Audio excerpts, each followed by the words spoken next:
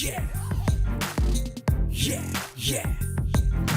जनता की आवाज direct सुनाएगी, direct सुनाएगी, direct सुनाएगी। शहर का मिजाज करेक्ट बताएगी, करेक्ट बताएगी, करेक्ट बताएगी। मोदी मोदी मोदी का चुनाव होगा, किस किस किस को तनाव होगा। कहाँ मैदान खाली, कितनी बजेगी ताली। आली रे आली रिपोर्टर बाइक वाली इंडिया टीवी पर। आली रे आली रिपोर्टर बाइक वाली इंडिया टीवी पर।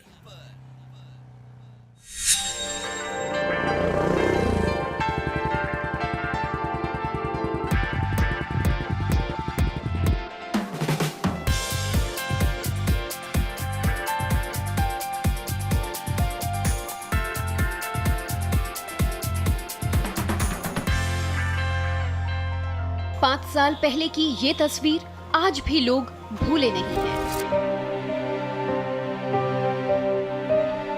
कैराना से पलायन की खबर 2014 के लोकसभा चुनाव में पश्चिमी यूपी में सबसे बड़ा मुद्दा बनी।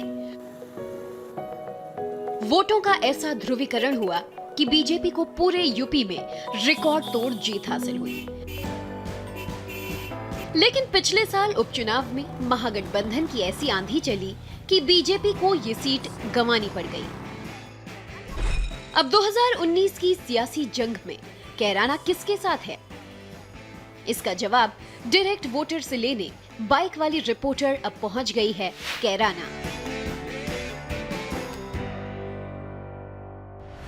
लोकसभा चुनाव सर पर है और जैसे जैसे दिन घटते जा रहे हैं, दिलों की धड़कनें बढ़ती चली जा रही हैं।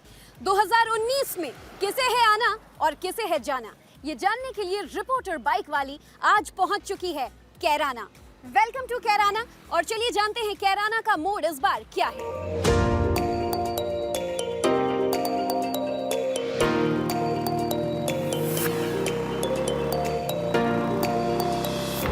तो भैया आप लोग सब कैराना के ही रहने वाले हैं?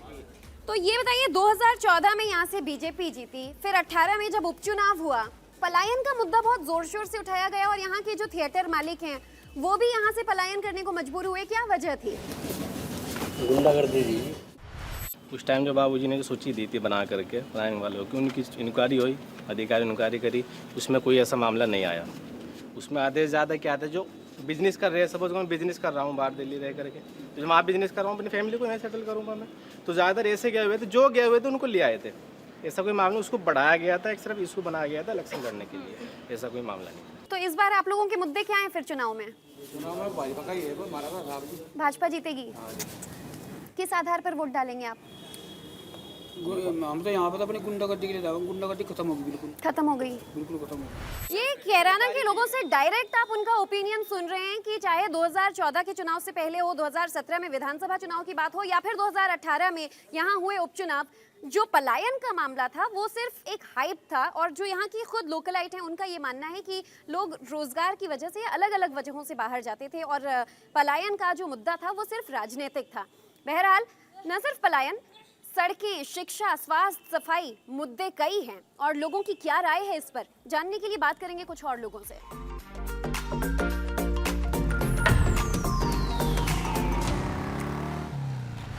कैराना में हर बार चुनाव से पहले भाजपा एक आरोप लगाती है कि सपा, बसपा, रालोद या फिर कांग्रेस हमेशा तुष्टीकरण की राजनीति करते हैं और आरोप भाजपा पर लगाते हैं।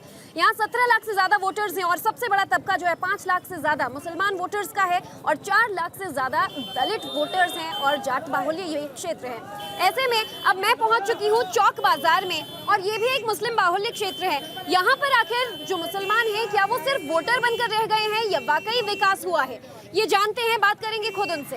ये बताइए कि यहाँ पर जो मुसलमान वोटर्स हैं उनके मुद्दे क्या हैं इस बार चुनाव में? जो विकास कराएगा उसको वोट देंगे, चाहे वो कोई भी पार्टी से हो, हमें कोई मतलब नहीं है। आपको लगता है कैराना में मुसलमानों को सिर्फ वोट बैंक बना दिया गया है या वाकई कुछ विकास हुआ है? नहीं, विकास तो यहाँ हो रहा। विकास हुआ है।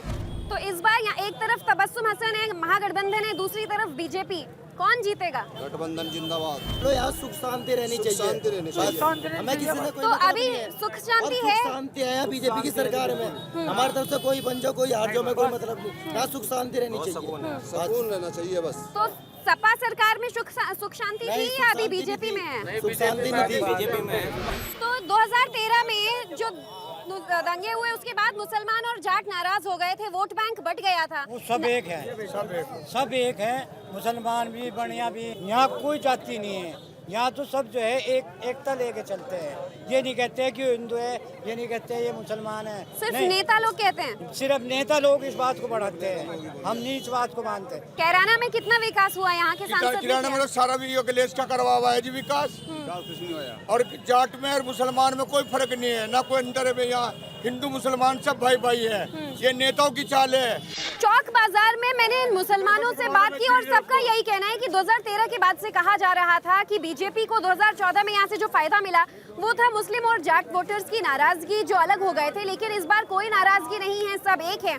ऐसे में बीजेपी के लिए ये खतरे की घंटी जरूर है, क्योंकि दूसरी तरफ है महागठबंधन के एकमात्र नेता तबस्सुम हसन, जिनके दावेदार यहाँ पे अब भी बहुत सारे हैं। कुछ और लोगों से आगे बात करते हैं।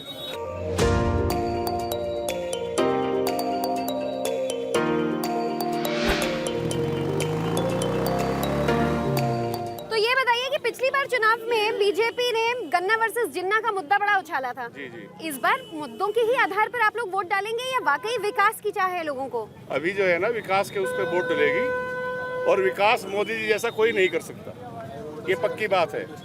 और ये हमारा क्षेत्र जहां हम खड़े, इसमें इतना क्राइम था, लोगों से पूछो कितना क्राइम था। जब से बीजेपी सरकार आई, क्राइम नाम की चीज नहीं यहाँ पे। प्रधानमंत्री बदलेंगे जब जाके हमारा विकास होगा, जब यहाँ किसान सही होगा। किसान में भूखमरी है, किसान की हालत खराब है, इसलिए यहाँ जो है गठबंधन आ चुका मजबूत तरीके से है, और गठबंधन को यहाँ से जिताएंगे और उसी को हम उन्हीं की सरकार लाएंगे। रोजगार बिल्कुल नहीं है, ना कोई फैक्ट्री है, कुछ नहीं है। यहाँ पे सारे एमएलए एमपी सब हो चुके हैं, लेकिन किसी ने कुछ नहीं करा आज तक के। एमपी साहब चौधरी मुनव्वर हुकम सिंह जिंदा थे जब तक तो काम हुआ है, उसके बाद कोई काम नहीं है, कोई विकास नहीं है यहाँ पे।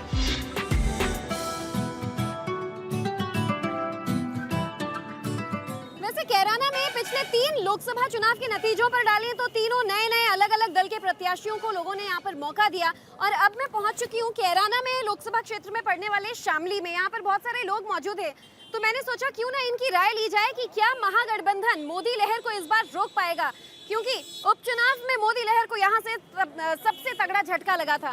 तो आप लोग सब शामली के यहाँ के ही रहने वाले हैं, तो ये बताइए कि जो महागठबंधन इस बार एक बहुत बड़ी चुनौती बनकर उभरा है, क्या वो 2014 वाली मोदी लहर को रोक पाएगा कैराना में? नहीं रोक पाएगा, नहीं रोक पाएगा। मोदी जीतेगा।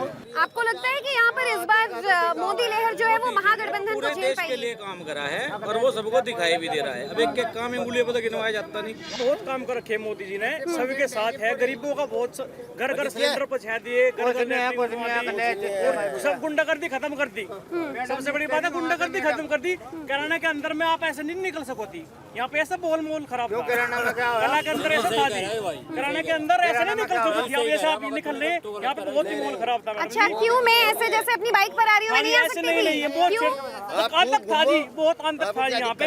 तो मोदी जी ने आके यहाँ पे बहुत काम किए। तो 2019 में कौन जीतेगा? मोदी ने क्या काम नहीं करा? सबके घर में गैस सिलेंडर पहुंचाए, सबके मकान बनवाए, सबके यहाँ से शौचालय बनवाए। क्यों नहीं बने बता? और सबसे बड़ी मोदी ने बता क्या करा मोदी ने? क्या नहीं करा मोदी ने? बता क्या नहीं करा? बता क्या नहीं करा? 40 बता क्या नहीं करा? किसने मरवा दिए? मोदी ने मरवा दिए। मोदी ने मरवा दिए। अगले जितने 400 मरे चलिए, अच्छा, कुछ और लोग यहाँ पर हैं। आप लोग को लगता है 2014 वाली मोदी लहर 2019 में दिखेगी? मोदी लहर है, लेकिन महागठबंधन में सब एक तरफ से, तो वो भारी नहीं पड़ेंगे बीजेपी पर?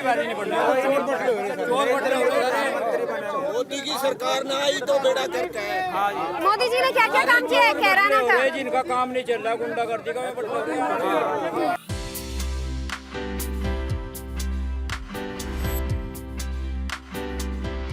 वैसे 2014 में बीजेपी ने मोदी लहर के नाम पर चुनाव लड़ा और मोदी लहर के नाम पर कैराना सीट भी अपने कब्जे में किया, और कांग्रेस ने जो आरोप लगाए उसी को बीजेपी ने हथियार बनाया। इस बार कांग्रेस ने चौकीदार चोर है का आरोप लगाया तो बीजेपी ने कैंपेन चला दिया हम सब चौकीदार हैं। तो ऐसे में कैराना की जनता मोदी लहर के अलावा चौकीदार का कितना समर्थन करती है, जानने के लिए बातचीत करेंगे यहाँ मौजूद कुछ और लोगों से। तो यहाँ पर पब्लिक इकट्ठा हो गई है, आप लोग किस नाम पर वोट देंगे? 2019 में प्रधानमंत्री कौन हो? मोदी। पर कहते हैं कि जो मुसलमान तबका है वो बीजेपी के खिलाफ रहता है, ऐसे में नरेंद्र मोदी के किस काम से खुश हैं आप? बस उसके कार्यकर्ता अच्छे हैं, काम उसके अच्छे हैं। पाकिस्तान में घुसकर हमने उनके आतंकी अड्डे खत्म किए, इसका फायदा बीजेपी को चुनाव में मिलेगा? मिलेगा, बिल्कुल मिलेगा। ये बताइए कि जो पुलवामा अटैक के बाद नरेंद्र मोदी ने बदला लिया और विपक्ष ने उसके बाद ये आरोप लगाया कि हमें सबूत चाहिए। बहुत घटिया जो है, इससे ज्यादा घटियापन कुछ ही होता है। तो आपको लगता है कि एयर स्ट्राइक का जो बदला हमने लिया है इसका फायदा नरेंद्र मोदी को चुनाव में मिल पाएगा? राष्ट्रवाद के नाम पर वो वापसी करेंगे? बिल्कुल मिलेगा। जो ना भी वोटिंग थी वो भी उसकी तरफ झुक चुके, इसके झुक चुके हैं। अभी लोग खुश हैं कि बदला लिया? हाँ जी, इसी वजह से झुक चुके। वो जो खिलाफ थे ना वो भी थोड़े थोड़े लेवल में आ गए। कैराना में यहाँ पर सांसद कितना काम कर पाए और मोदी जी के काम से आप लोग कितना खुश हैं? मोदी जी के काम से पूरे संतुष्ट है, सांसद से हमें कुछ नहीं लेना देना, वो कर रहा है या नहीं कर रहा। मोदी के नाम पर यहाँ का सांसद चुनेंगे? सांसद मोदी के नाम पर। आप बताइए, आपको क्या लगता है कि प्रधानमंत्री नरेंद्र मोदी जो हैं वो कितना विकास कर पाए, वादे पूरे कर पाए, और मोदी लहर है या खत्म? मोदी लहर रहेगी, काफी हद तक काम किए इन्होंने, आगे भी उम्मीद है काम करेंगे वो लोग। इस बार यहाँ का सांसद कैसा होगा? आप लोग किस मुद्दे पर वोट डालेंगे? हम तो मोदी को सपोर्ट कर रहे हैं, मोदी ही हमारा साथ देगा और कोई नहीं।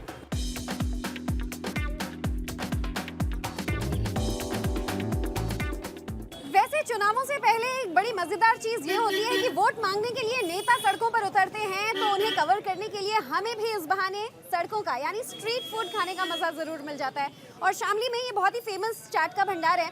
मैंने सुना है भैया कि आपकी टिक्कियां बड़ी फेमस हैं, पहले टेस्ट करवा दो, फिर आगे आपसे यहाँ का मिजाज समझते हैं।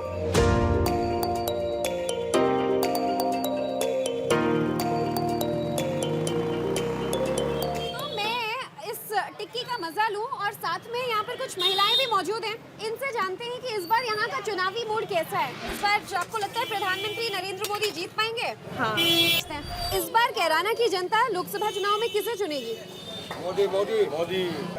मोदी फैक्टर, योगी फैक्टर के नाम पर आप लोग वोट डालेंगे या स्थानीय नेता के नाम पर? स्थानीय नेता के नाम पर नहीं, देश के विकास के नाम। देश के विकास। और देश का विकास कौन कर रहा है? चारों तरफ से।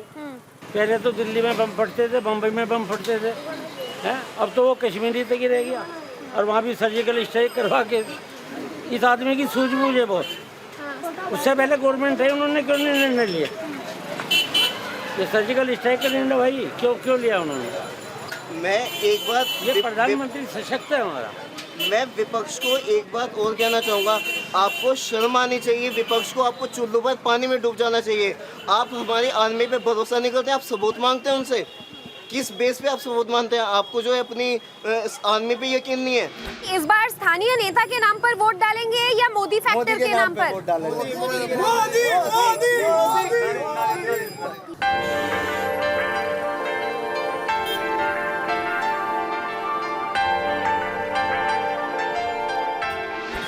इस बाइक पर अलग अलग शहरों से होते हुए आज रिपोर्टर बाइक वाली ने कैराना का मिजाज समझने की कोशिश की। 2019 को लेकर यहाँ से चुनावी मुद्दे तो बहुत सारे हैं, लेकिन मैं देखती हूँ, समझती हूँ कि अब भी कैराना को विकास की दरकार है। चाहे वो यहाँ शिक्षा के हालात हों, सड़कें हों, ट्रैफिक व्यवस्था हो, या फिर बहुत सारे ऐसे मुद्दे जिस पर नेताओं ने अब तक ध्यान नहीं दिया। खैर, इस सीट की इम्पोर्टेंस इसी बात से हम समझ सकते हैं कि बसपा सुप्रीमो मायावती ने 1984 में अपने राजनीतिक करियर की शुरुआत कैराना से की। गायत्री देवी यहाँ से अपने सांसद रहीं और अब सभी दल जोर आजमाइश कर रहे हैं कि यहाँ से उनका सांसद बन सके। बहरहाल यहाँ का मूड समझने के बाद अब ये जनता के ऊपर मैं फैसला छोड़ देती हूँ कि वो अपना नेता किसे चुनते हैं, और मैं बढ़ती हूँ किसी अगले पड़ाव की ओर। चलिए मेरे साथ।